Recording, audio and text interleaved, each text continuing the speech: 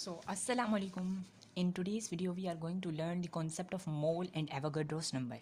So, what is mole? Mole is a Latin word which means heap. Heap means basically it is a group of things.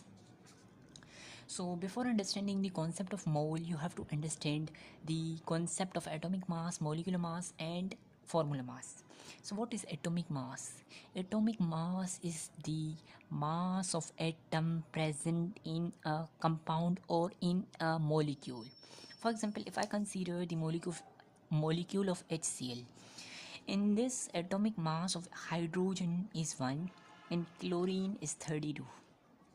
Okay, now, what is molecular mass? Molecular mass is the sum of atomic mass of different atoms in a covalent compound. For example, if I consider the example of HCl, it is a covalent compound. Now, the atomic mass of hydrogen is 1 and the atomic mass of chlorine is 32.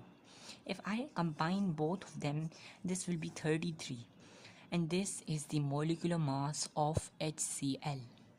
Now, what is formula mass? Formula mass is the sum of atomic mass of different atoms in an ionic compound.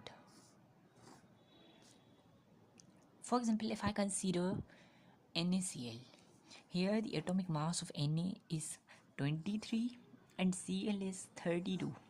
If I will add both of them, it will be 55. Now, let us come to our topic, mole.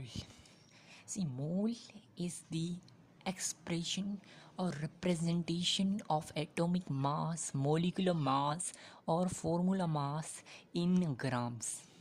If I represent this atomic mass, molecular mass, or formula mass in grams, this will be mole.